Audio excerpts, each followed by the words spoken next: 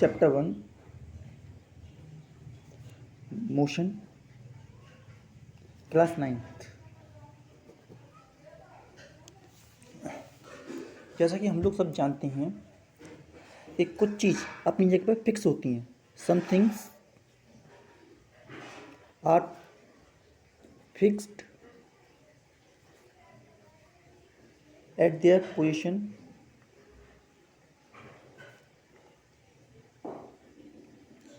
while some are in motion and while some are in motion, that is moving one place to another। जैसे fix चीज़ का example हम देखते हैं, हमारा school,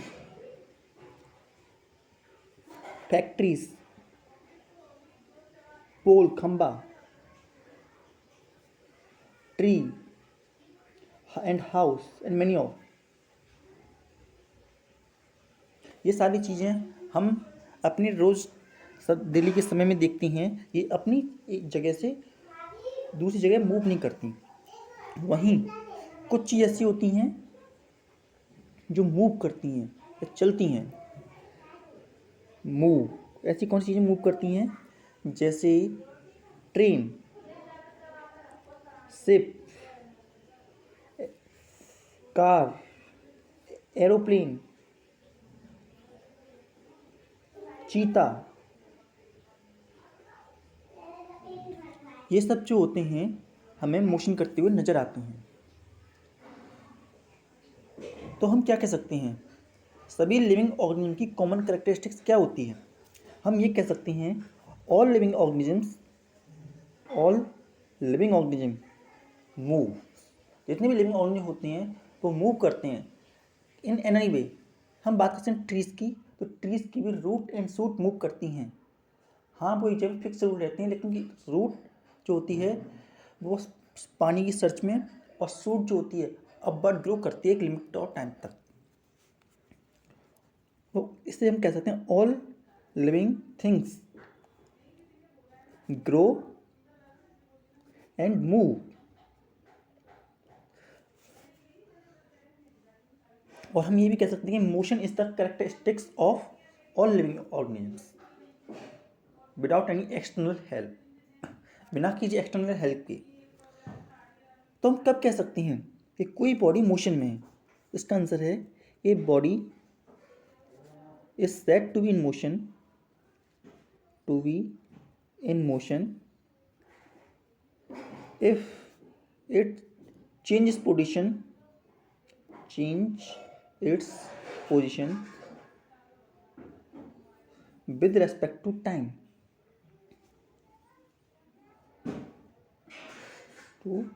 time के respect में वो अपनी पोजीशन चेंज कर रहा है। And also with reference to stationary object, also with reference to stationary objects. तो स्टेशनरी ऑब्जेक्ट हैं, उनके रेस्पेक्ट में हम कह सकते हैं।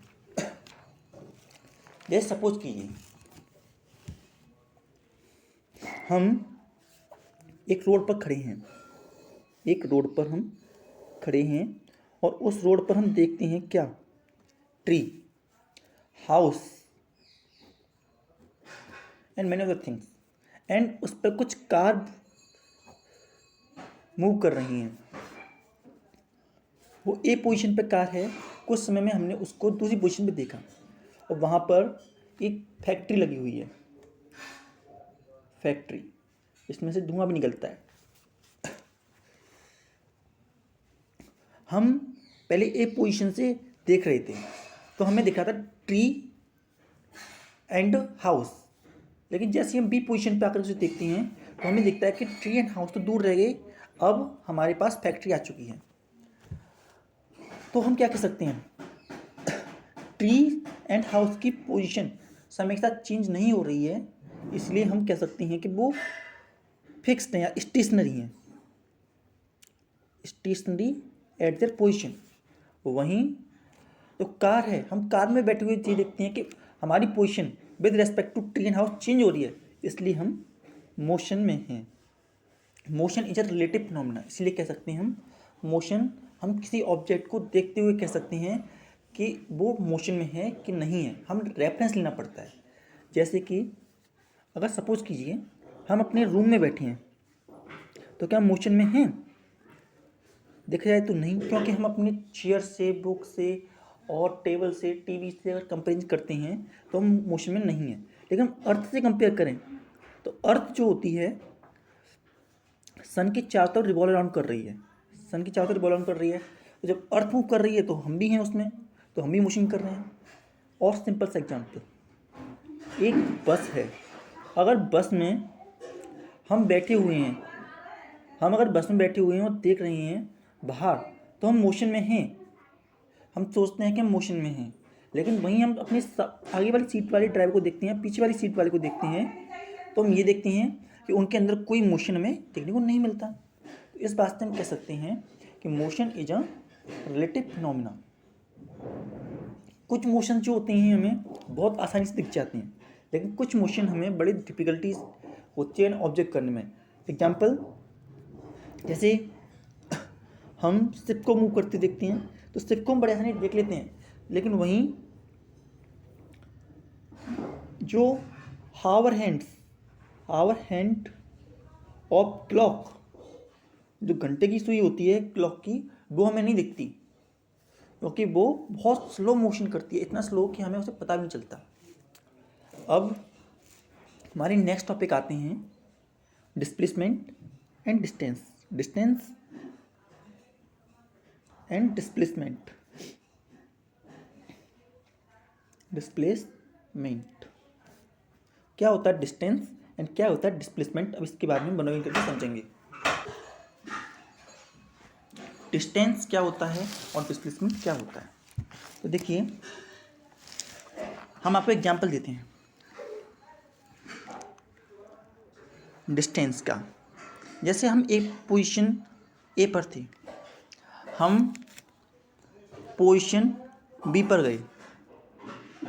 हमने पोजीशन बी पर जाने के लिए पहले पोजीशन सी पर जाना पड़ा हमें। पोजीशन सी का पोजीशन ए से डिफरेंस जो है वो 3 सेंटीमीटर का है, और पोजीशन सी से पोजीशन बी का जो डिस्टेंस है वो 5 सेंटीमीटर का है। तो हमने टोटल डिस्टेंस कितना ट्रैवल किया to reach from point A to point B. तो हमने देखा पहले हम ए सी गए प्लस सी बी गए, तो टोटल डिस्टेंस कितना हुआ हमारा 3 + 5 8 सेंटीमीटर। हमने टोटल डिस्टेंस जो ट्रेवल किया वो 8 सेंटीमीटर का टोटल डिस्टेंस हमने ट्रेवल किया है। तो हम डिस्टेंस को इस तरीके से डिफाइन कर सकते हैं कि जो हमने एक्चुअल पाथ ऑब्टेन किया है, actual path obtain by an object mean to say, जो एक पोजीशन से दूसरे पोजीशन पर जाने के लिए जो एक्चुअल पाथ किसी ऑब्जेक्ट ने कवर किया है उसे हम डिस्प्लेसमेंट कहते हैं। डिस्प्लेसमेंट नहीं, डिस्टेंस कहते हैं, डिस्प्लेसमेंट आगे आएगा आपके लिए। तो डिस्टेंस के बारे में बोलते हैं। Distance it is the total path covered by an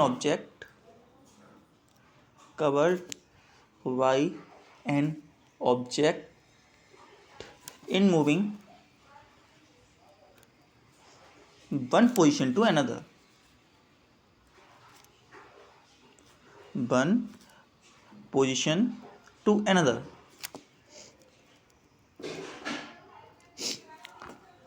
जो ऐसा यूनिट होती है, ऐसा यूनिट जो स्टैंडर्ड यूनिट जो होती है जिससे मेजर करते हैं वो होती है kilometre. And distance is a scalar quantity.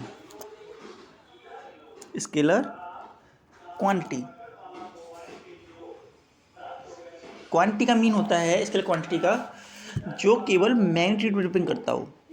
उसे डिफाइन करने के लिए हमें केवल मैग्नीट्यूड की रिक्वायरमेंट हो और किसी की रिक्वायरमेंट ना हो, ऐसी क्वांटिटी को हम स्केलर क्वांटिटी कहते हैं। तो वहीं सेकंड टर्म जो होता है वो होता है हमारा डिस्प्लेसमेंट। डिस्प्लेसमेंट और डिस्टेंस को हम कॉमन टर्म में यूज करते हैं, लेकिन असल में इनमें बहुत ज़्यादा डिफरेंस होता है थोड़ा सा।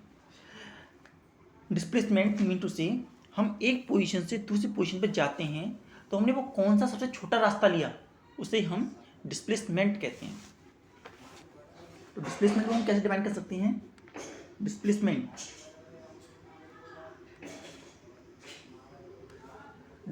को हम कह सकते हैं शॉर्टेस्ट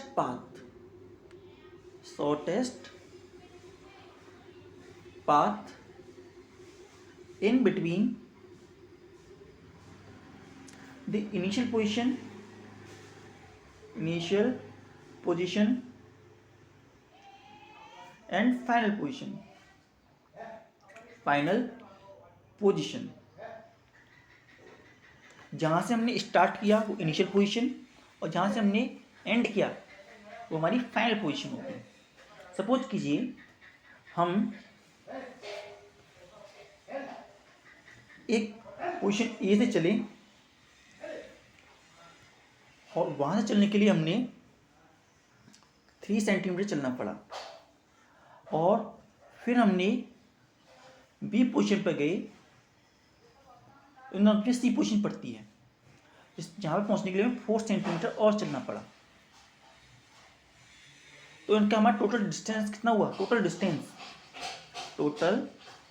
जो हुआ हमारा वो हो गया 7 सेंटीमीटर। लेकिन हमारे पास उससे छोटा रास्ता भी था। ए से बी की तरफ जाने वाला सबसे छोटा रास्ता था, वो था 5 सेंटीमीटर का।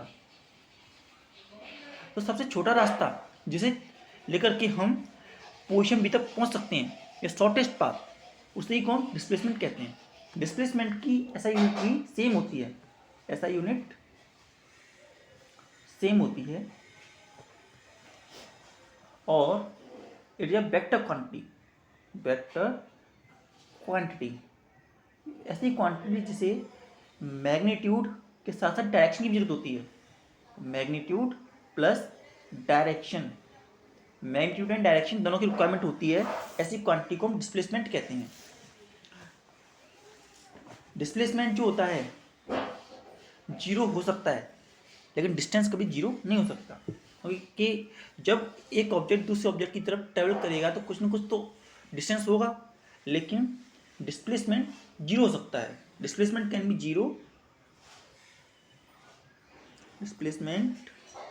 B 0 but distance can not. कैसे? हमने बोला shortest distance in between initial position final position. अगर कोई ऑब्जेक्ट पोजीशन ए से पोजीशन बी पर गया और चल करके वहीं लौट करके आ गया, तो इनिशियल पोजीशन और फाइनल पोजीशन के बीच में डिस्टेंस कितना हुआ? 0।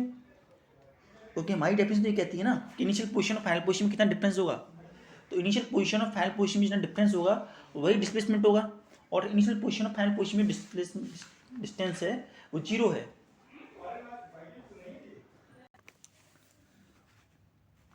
इसी तरीके से हमारे मोशन 2 तरीके होते हैं।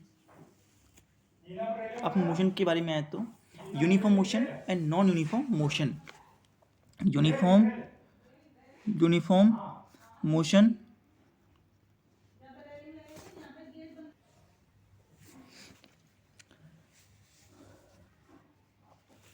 मोशन किसको कहेंगे? यूनिफॉर्म मोशन अगर ऑब्जेक्ट इक्वल डिस्टेंस ट्रेवल करता है इन equal interval of time. If an object covers equal distance in equal interval of time, अगर कोई ऑब्जेक्ट इक्वल डिस्टेंस ट्रेवल करता है इन इक्वल इंटरवल ऑफ टाइम, हम उसे क्या कहेंगे? उसे यूनिफॉर्म मोशन कहेंगे।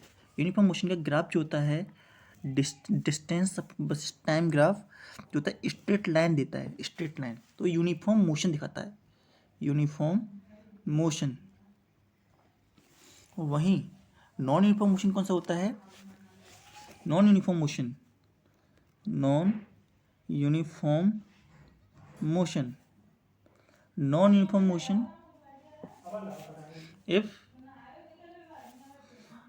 unequal distance traveled by an object in equal interval of time, then object said to be non-uniform motion. If object travels unequal distance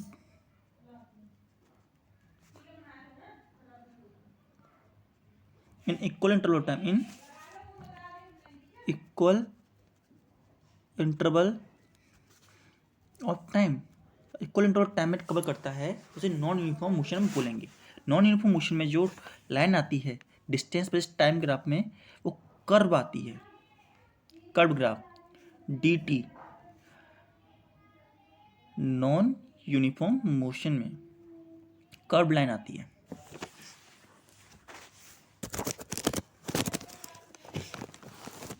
uniform motion का जो example है, जिस तरीके से हम एक बॉल को डिप करते हैं, एग्जाम्पल बॉल को डिप करना, तो वो एक यूनिफॉर्मली मोशन, उसमें एक्सेलरेशन जो पैदा मोशन जो होता है उसके अंदर वो फिक्स होता है।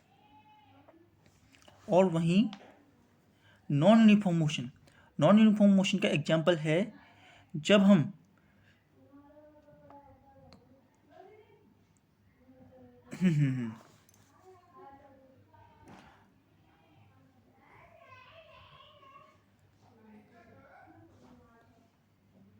मीटर से हमने बॉल को रोल किया एक तरीके से, हमने उस कंडीशन में, पहली कंडीशन में यूनिफॉर्म मोशन के लिए बॉल को रोल किया, तो उसमें जो डिस्टेंस था वो फिक्स चल रहा था।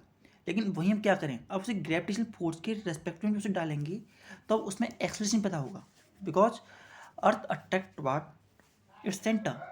तो ऐसी कंडीशन में वो एक्सेलरेशन पैदा करेगी और ग्राफ स्ट्रेट नहीं आएगा, इसलिए इस तरह की मोशन को हम नॉन यूनिफॉर्म मोशन बोलेंगे।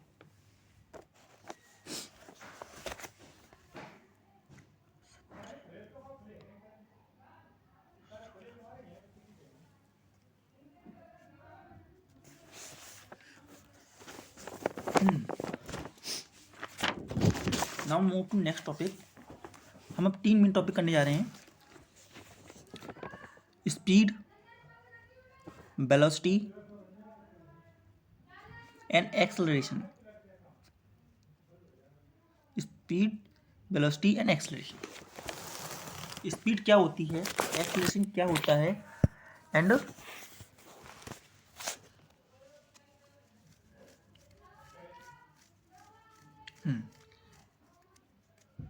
सबसे पहले हम चलते हैं स्पीड की तरफ। Speed, speed is defined as distance covered by an object per unit of time. Distance covered by an object, distance covered by an object in given interval of time, in given interval of time। ठीक है, interval of time में किसी object ने कितना distance travel किया, उसे हम उस ऑब्जेक्ट की स्पीड कहते हैं। स्पीड हमें देती है एक आइडिया कि कोई ऑब्जेक्ट कितना फास्ट है और कितना स्लो है, और कोई ऑब्जेक्ट किसी कंपैरिजन में फास्ट है और ऑब्जेक्ट स्लो है। डिस्टेंस, स्पीड का जो फॉर्मूला होता है, स्पीड का फॉर्मूला डिस्टेंस अपॉन टाइम होता है, डिस्टेंस अपॉन टाइम।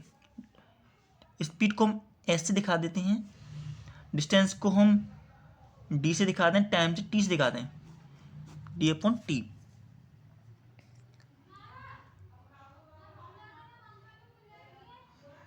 कई बुक्स में आपको स्पीड को वी से भी दिखाया जाता है और डिस्टेंस को एस से भी दिखाया जाता है। जो स्पीड होती है वो स्केलर क्वांटिटी होती है, स्केलर क्वांटिटी मीन टू से इसे केवल डायरेक्शन की जरूरत होती है, डायरेक्शन की जरूरत नहीं होती, इसे केवल मैग्नीट्यूड की जरूरत होती है।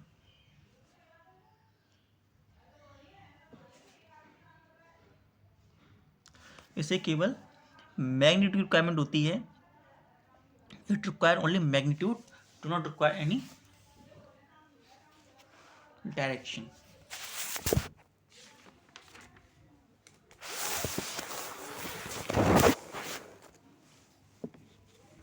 जैसे कि किसी ऑब्जेक्ट ने 100 किलोमीटर्स का डिस्टेंस 5 आवर्स में कवर किया, तो उसकी स्पीड कितनी हुई? हमारी स्पीड जो हुई 100 किलोमीटर अपॉन 5 आवर्स, तो मीटर से 20 किलोमीटर पर आवर की स्पीड से वो ऑब्जेक्ट चला।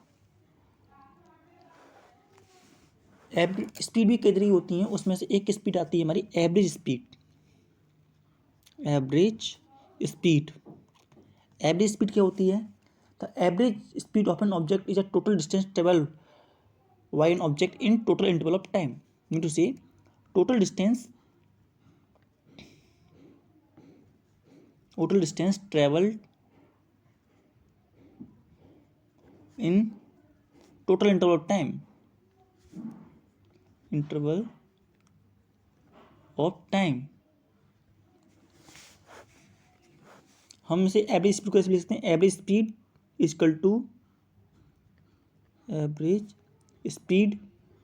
Equal to total distance travelled upon total time. ये हमें क्या देता है? हमारी एवरेज स्पीड देता है। अब स्पीड भी जिस तरीके से motion uniform and non uniform motion होता है, उसी तरीके से स्पीड भी uniform and non uniform speed होती है। Now uniform and non uniform speed.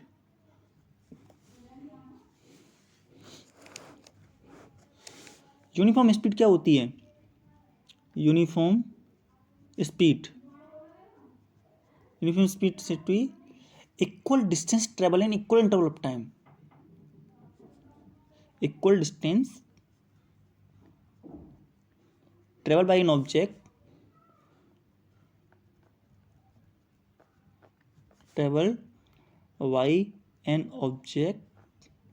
in equal interval of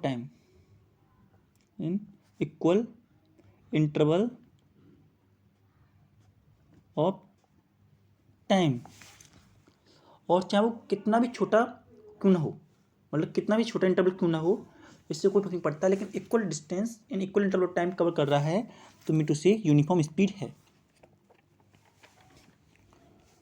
वहीं इसमें देखते हैं हम, अगला होता है non uniform speed.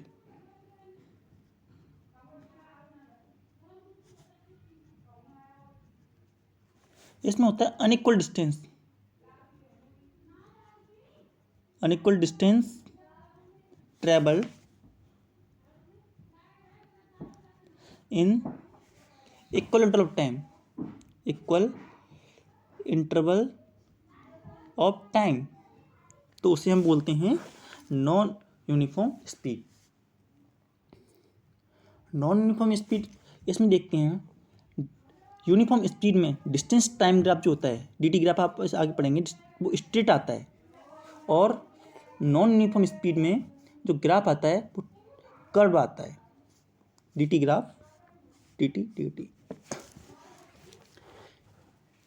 Uniform speed का एग्जांपल है एक कार जो कि एक खाली रोड पर चल रही है और हर सेकंड में 2 किलोमीटर के हिसाब से इक्वल इंटरवल ऑफ टाइम में कवर कर रही है 2 किलोमीटर्स। वहीं दूसरा एग्जांपल हो सकता है कि अगर पहले उस नॉन यूनिफॉर्म का एग्जांपल हो सकता है कि उसने पहले 2 किए, फिर 4 किए, फिर 5 किए, फिर 3 किए, फिर 1 किया। इस तरीके से कोई यूनिफॉर्म स्पीड नहीं, जो यूनिफॉर्म स्पीड होती है वो इसकी यूनिफॉर्म स्पीड नहीं देखने को मिल रही है, इसमें नॉन यूनिफॉर्म स्पीड बोलेंगे। हम आमतौर पे यहाँ देखते हैं जो डिस्टेंस ट्रेवल होता है, डिस्टेंस का फॉर्मूला हम स्पीड इंटू टाइम भी कर सकते हैं। स्पीड का मल्टीप्लाई टाइम से हम कर दें तो हमें डिस्टेंस मिल जाता है कि कोई ऑब्जेक्ट कितना डिस्टेंस ट्रेवल कर लेगा दिए गए टाइम में। जैसे कि अगर कोई ऑब्जेक्ट 20 किलोमीटर पर आवर की स्पीड से चल रहा है तो 2 घंटे में कितना चल जाएगा? तो 2 घंटे में वो 40 किलोमीटर चल जाएगा।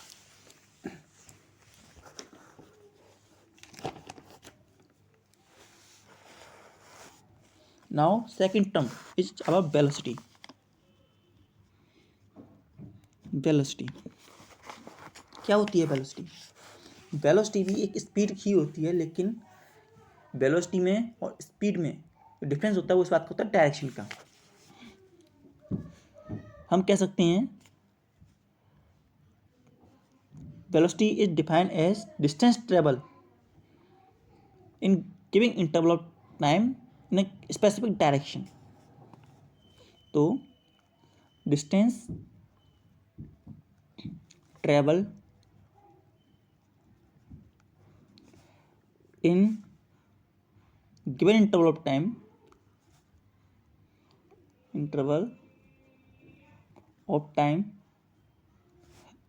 in a given direction दिए गए डायरेक्शन के अंदर हम वेलोसिटी को लिख सकते हैं v = d/t, और हम डिस्टेंस को ऐसे कर देते नोट। और जैसा कि हमें पता है कि distance travel in a given direction को हम डिस्प्लेसमेंट बोलते हैं, तो वेलोसिटी का जो फॉर्मूला बनता है v = डिस्प्लेसमेंट अपॉन टाइम भी कह सकते हैं उसे, डिस्प्लेसमेंट अपॉन टाइम। जो वेलोसिटी होती है उसकी एसआई यूनिट जो होती है मीटर पर सेकंड होती है, और वेलोसिटी एक वेक्टर क्वांटिटी होती है। वेक्टर क्वांटिटी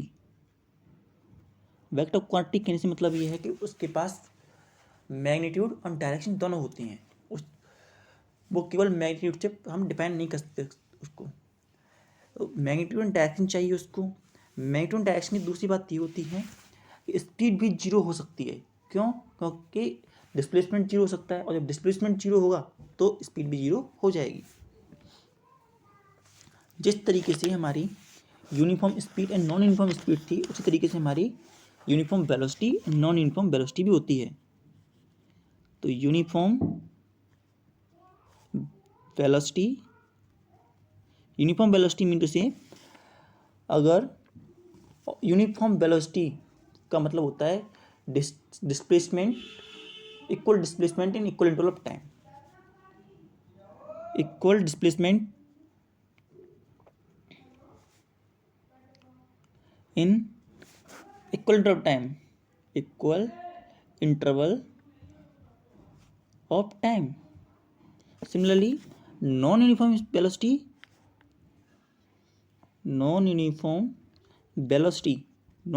हम किसको बोलेंगे? जिसमें हम अनइक्वल डिस्प्लेसमेंट इन इक्वल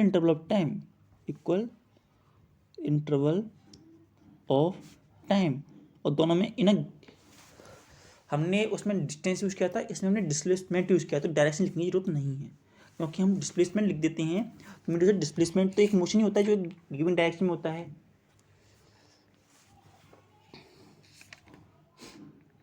और स्पीड एंड वेलोसिटी मैग्नीट्यूड में इक्वल हो, ये जरूरी नहीं है। क्यों? क्योंकि जिस तरीके से हमने आपको एग्जांपल दिया था डिस्टेंस और डिस्प्लेसमेंट में, डिस्टेंस और डिस्प्लेसमेंट चेंज हो सकते हैं, उसी तरीके से स्पीड एंड वेलोसिटी चेंज हो सकती है।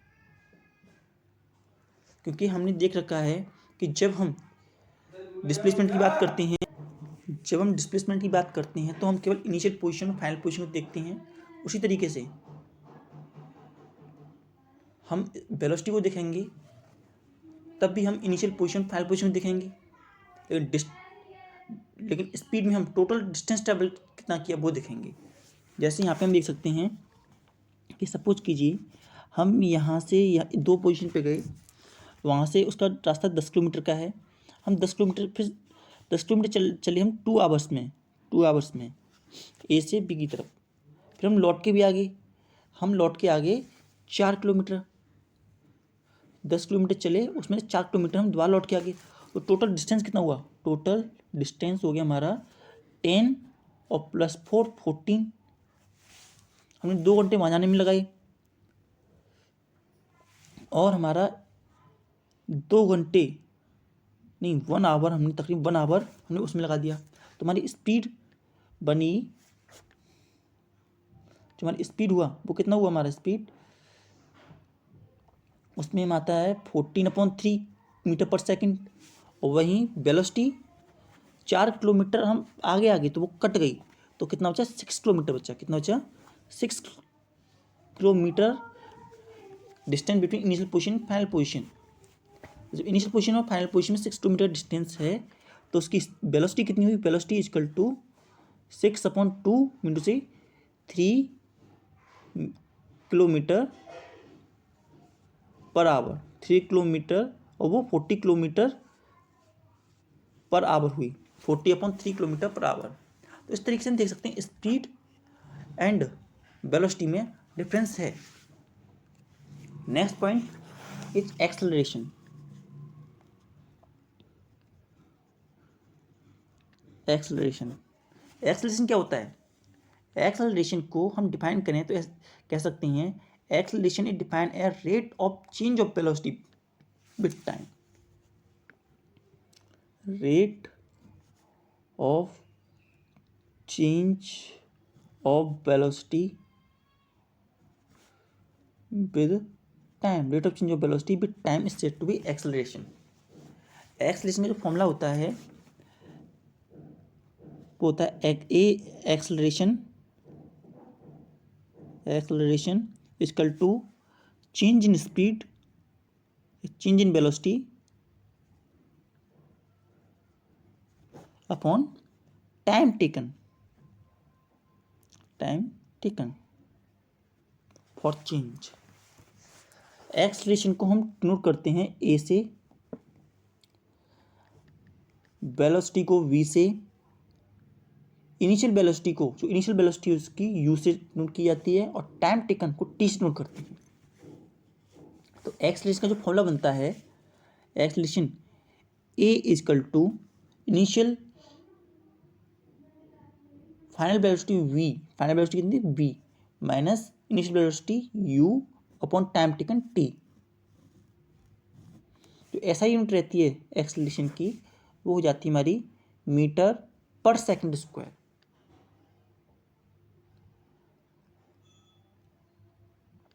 And acceleration also a vector quantity. Acceleration is a vector quantity. Acceleration को vector quantity कहते हैं। Similarly, acceleration can also be 0 और नेगेटिव। एक्सेलरेशन 0 भी हो सकता है और एक्सेलरेशन नेगेटिव भी हो सकता है। एक्सेलरेशन कैन बी 0 और नेगेटिव। एक्सेलरेशन को हम 0 भी कर सकते हैं, नेगेटिव भी कर सकते हैं। Next point, uniform acceleration. Uniform acceleration क्या होता है? अगर कोई object uniform change in velocity in equal interval of time, uniform या equal uniform change in velocity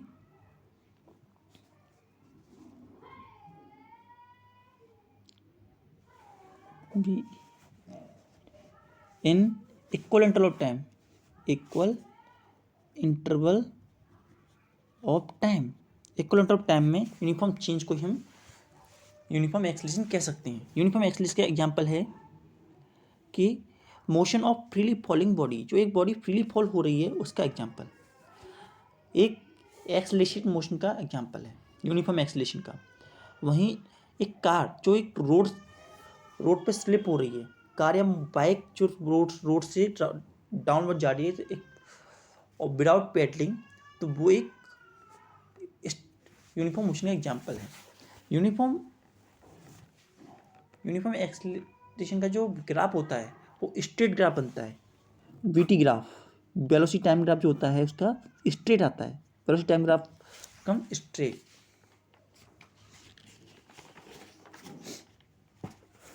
In a similar manner,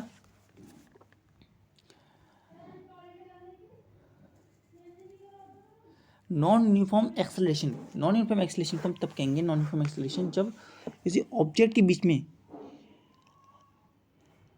change unequal amount of change in speed या velocity increase हो रही है अनइक्वल अमाउंट और या non uniform speed velocity होनी चाहिए उसके लिए। तो हम नॉन यूनिफॉर्म वेलोसिटी को कैसे, नॉन यूनिफॉर्म एक्सेलरेशन कैसे डिफाइन कर सकते हैं? Non uniform acceleration, non-uniform acceleration. A body is said to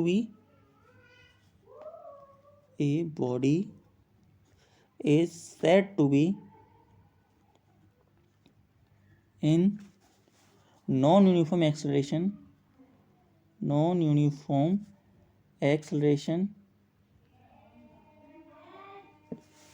if its velocity increased by unequal amount in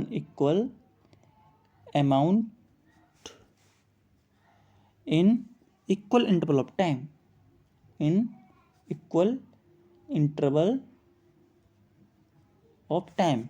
mean to say उसकी वेलोसिटी जो में जो चेंज आ रहा है वो अनइक्वल अमाउंट में होना चाहिए in equal interval of time. और जो ग्राफ होता है non uniform acceleration if its velocity change with non uniform rate, उसमें जो ग्राफ आता है वो कर्व आता है। Graph of non uniform motion in VT graph is going to be curve graph. Second form जो आता है retardation.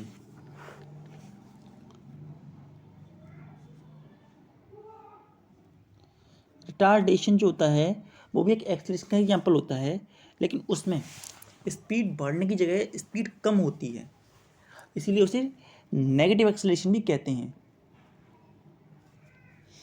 Negative acceleration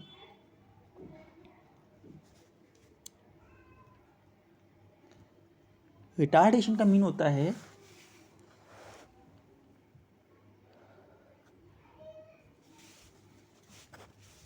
if the speed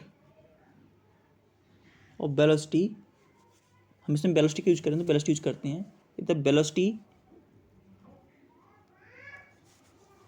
of an object decreases continuously then object said to be in negative acceleration retardation, negative acceleration और retardation।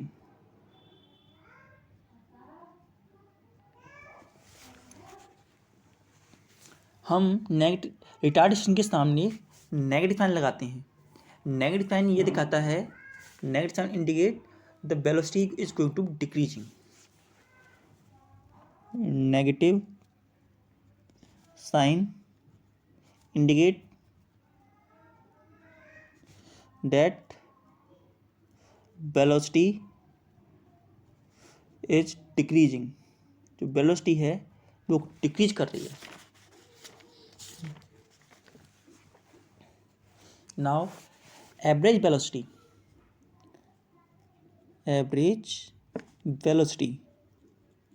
क्या होती है average velocity? Average velocity defined as the sum divided by sum of initial velocity and final velocity divided by 2। Average velocity is the average of initial position final position. Initial position v plus final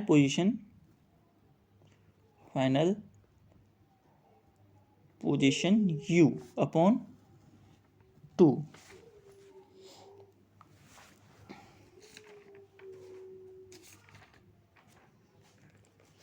Now equations of accelerated motion या equation of motion, simply हम इन्हें equation of motion भी कहते हैं. equations of motion, equation of motion. First equation of motion, हमारी 3 equation होती हैं जिसमें we have 3 equation of motion, जिसमें से पहली करते हैं first equation of motion. First equation of motion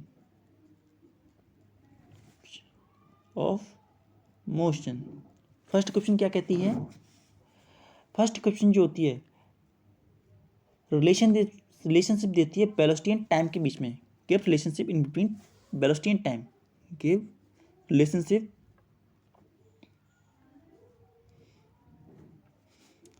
in between velocity v and time t. इसका फॉर्मूला होता है v equal to u plus a t. And second equation of motion जो होता है वो डिस्टेंस टाइम के बीच में रिलेशन देता है. Second equation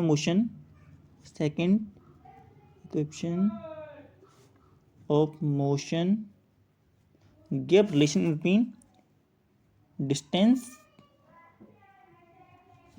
and time. Distance time के बीच में रिलेशन देता है, जिसकी वैल्यू होती है s equal to u t plus 1/2 a t square. यहाँ पे हम बता देते हैं जो v है इनिशियल स्पीड, v जो final speed, u initial speed,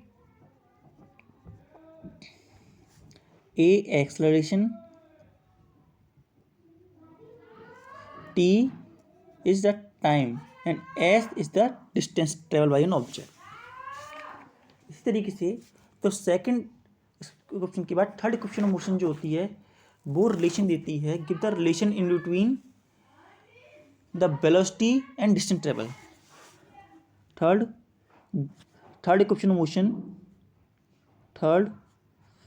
equation of motion give relationship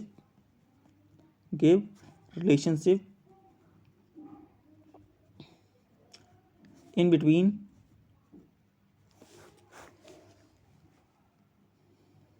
velocity and distance या distance and velocity v and s. जिसका फॉर्मूला होता है v square is equal to u square plus 2as. इनके derivations आपको आपकी book में मिल जाएंगे. हम इस बुक में आपको डेरिवेशन नहीं करा रहे क्योंकि डेरिवेशन कराने से आपको थोड़ा कॉम्प्लिकेट हो सकता है. इनके बाद में कुछ बातें समझने की ज़रूरत है. अगर if a object start from rest, अगर ऑब्जेक्ट रेस्ट स्टार्ट करता है तो उसकी इनिशियल वेलोसिटी जो होगी 0 होगी. And if the body come in rest, अगर बॉडी चलने के बाद रेस्ट में आई है तो उसकी वेलोसिटी 0 होगी. और अगर यूनिफॉर्म वेलोसिटी से ऑब्जेक्ट चल रहा है, यूनिफॉर्म वेलोसिटी है उस ऑब्जेक्ट की, तो उसकी एक्सेलरेशन 0 होगा. इन बातों को देखते चलेंगे. इसके बाद हमारे कुछ ग्राफ्स भी होते हैं. ग्राफिकल रिप्रेजेंटेशन हम किस तरीके से कर सकते हैं.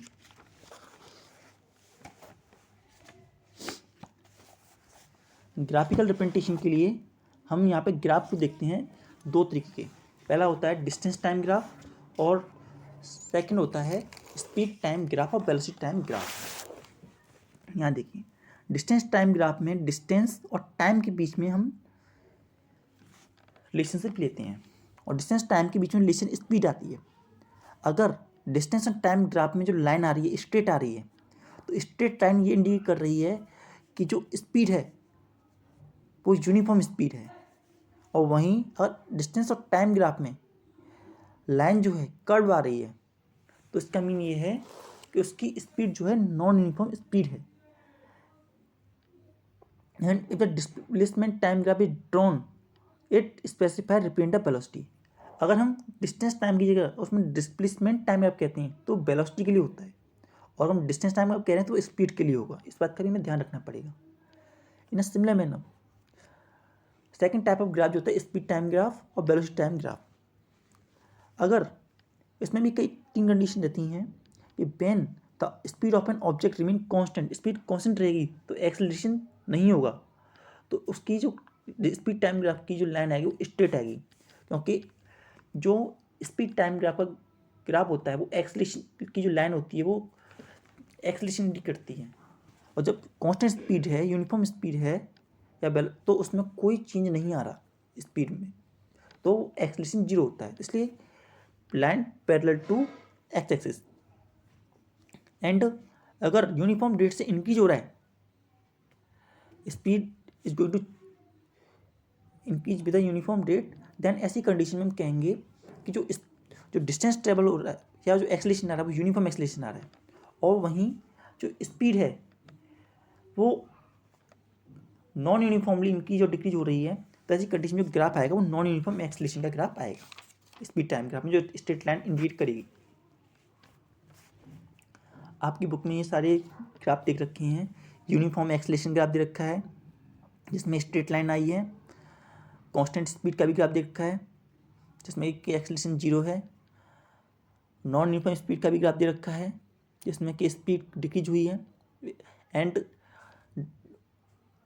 नेगेटिव एक्सेलरेशन का भी ग्राफ दे रखा है जिसमें कि स्पीड डिक्रीज हो रही है, मतलब रिटार्डेशन का, एंड यूनिफॉर्म स्पीड जो कि इनिशियल वेलोसिटी नहीं थी, उससे पहले उसकी कुछ वेलोसिटी थी।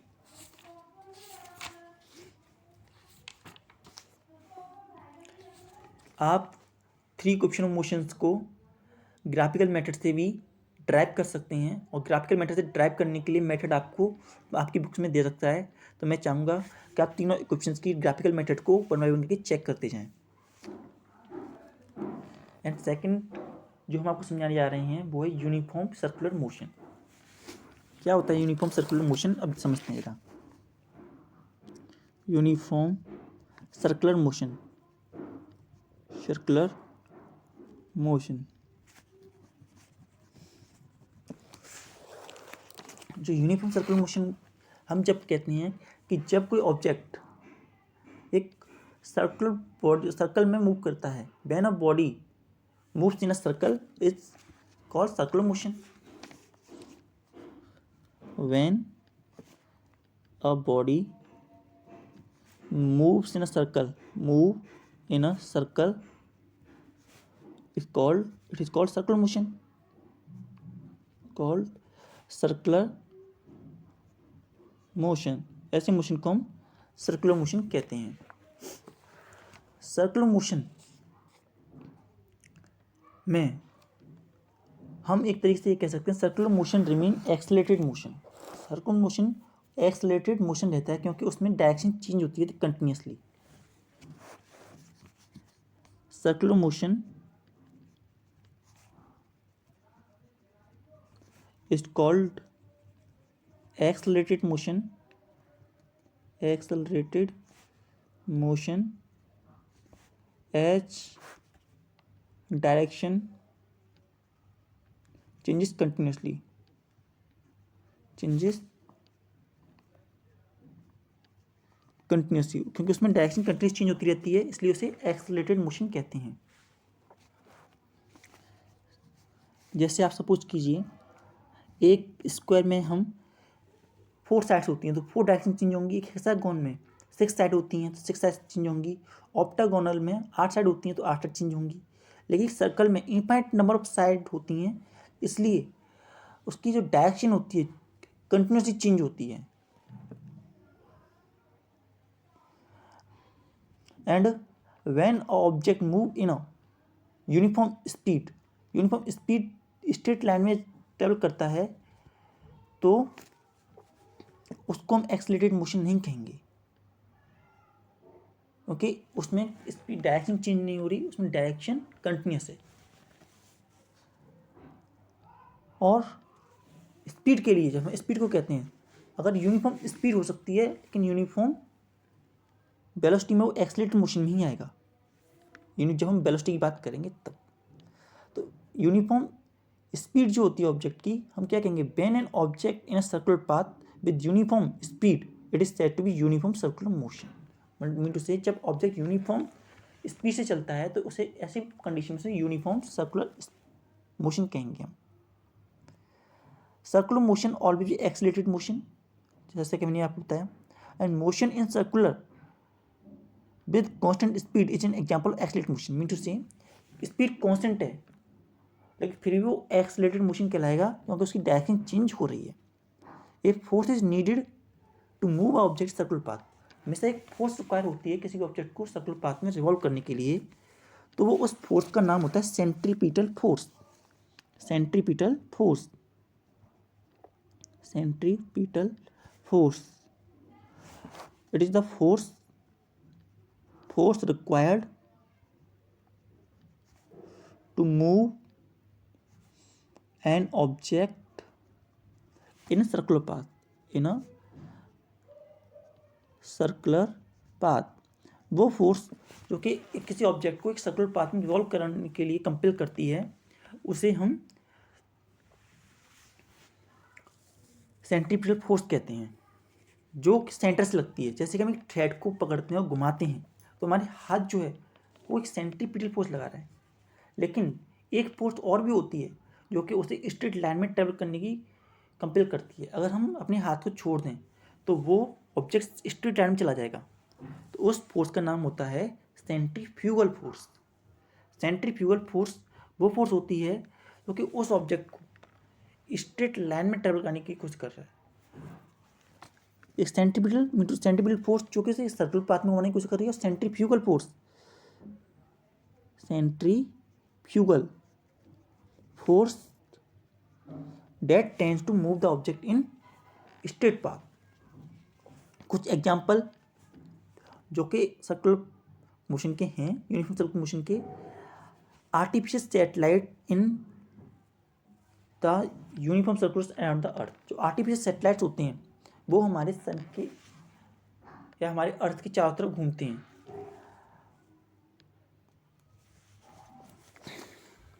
सेकंड,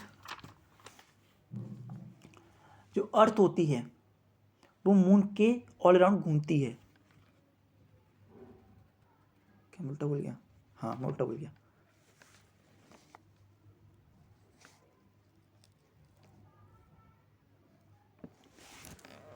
जो अर्थ होती है वो सन के अराउंड घूमती है, तो ये सर्कुलर मोशन है।